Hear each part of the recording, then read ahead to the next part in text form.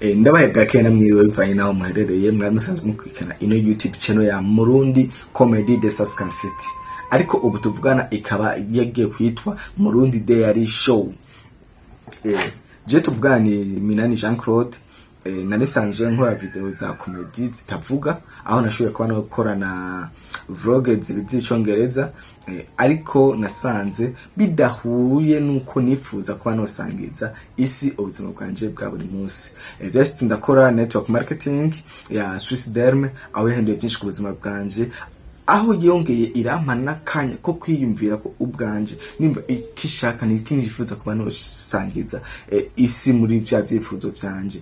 Byarampaye rero kuba no kwiyumvira icyo nkwiye gukora kugira ngo nshike kuco nifuza. Ubu ndashaka gutangura urugendo rwanje rushasha rw'ama video y'ukuri mu Kirundi, aho nifuza gusangiza isi ubuzima bwanje bwa misi yose, ibikorwa byanje, imyidagaduro nk'imikino, ma vlog n'utunaturiye, aho dushobora kuzosangira hamwe bijanye no guterana intege mu buzima bwa misi yose. Rero ndabatumirira gushigikira ino YouTube channel ya Murundi Comedy nako Murundi Daily Show, no kuyikurikirana no kwisangiza abandi, aho ntanguye n'urugendo, maze n'urugendo rucasha ntanguye tuze tube kumwe namwe intambwe ku yindi.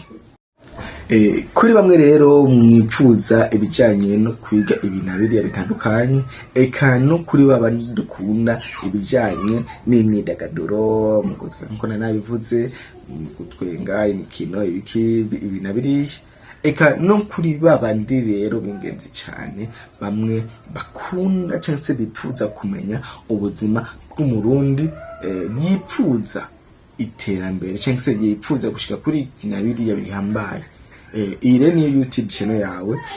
Ndagushimira cyane kuba wabanye nanje muri kano kanya, eka nanone shishikarira kukubwira ati ibiri nyuma byo birahinda.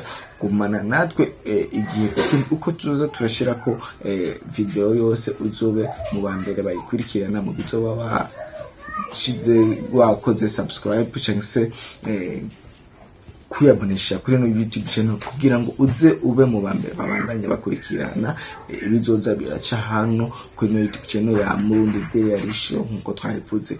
Murakoze rero, ndabashimiye ko kanya kanyu mwafashe. Umukama Imana abane namwe mu banyu no mu byanyu. Murakoze.